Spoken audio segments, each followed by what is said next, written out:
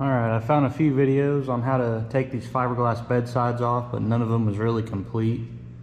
So I was going to show you guys how I got this to come off. First thing you do is you got to take these rubber steps off on all four sides. And they just got clips on it, you just pry them up. Underneath all four of them, there's going to be these T40 torque screws that you got to take out on every corner.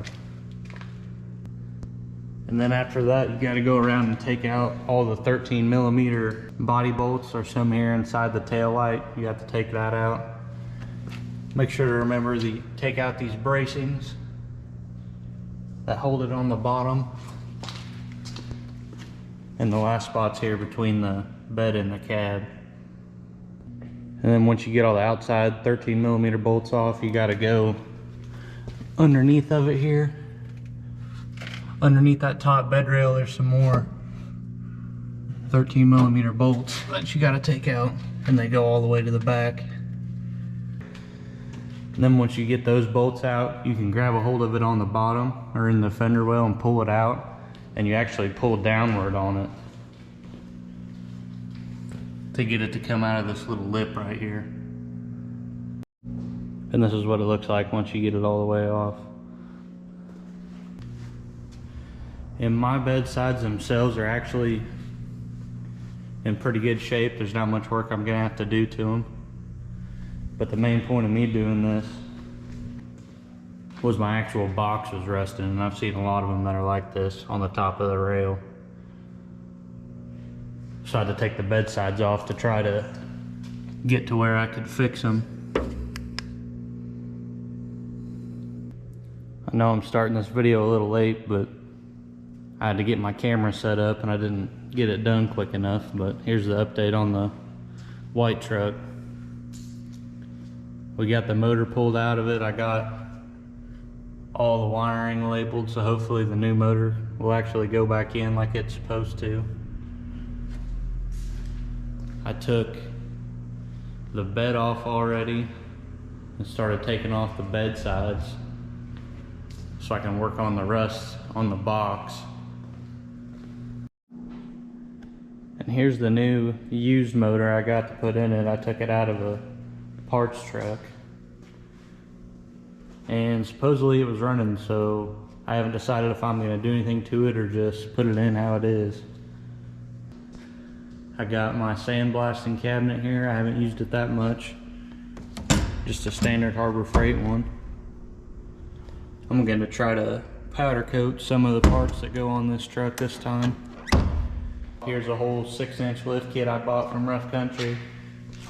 I haven't decided if I'm going to paint it gold like the bottom of the truck to match or what. I don't know if I can get that color that close. Here's a bunch of the body panels that I got to put on it, cab corners and rockers and whatnot. And they're not terrible, but they are starting to rust through, so I'm sure the backside's shot on them. On both sides. I'm just gonna wire brush the frame and paint it black like I did on the green truck. Maybe take off some of the smaller brackets and stuff and try to powder coat them, but it's really in pretty good shape. Once I get it all cleaned up, I gotta figure out a way to roll this out now and get it power washed with no motor or anything in it. Here's the old motor that I actually blew up. I drove it 40 miles with no coolant in it. My gauge wasn't working and I didn't even notice it was overheating, but it ended up bending a push rod and a valve seat went out, and about the whole thing's junk. I'm just gonna replace it. I'm not even gonna try to fix it. Here's that push rod that got bent.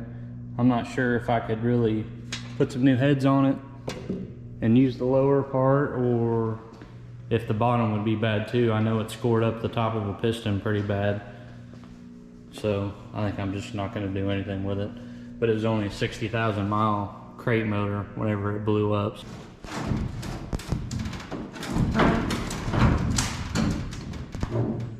Did you miss one? I don't know. I did this the other day and it did the same thing. Oh!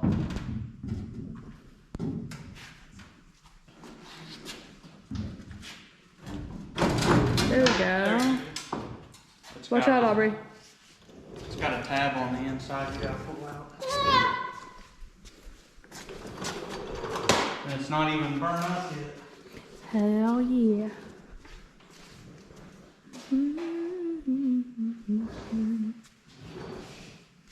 I know what's wrong with it. It ain't got no gas in it.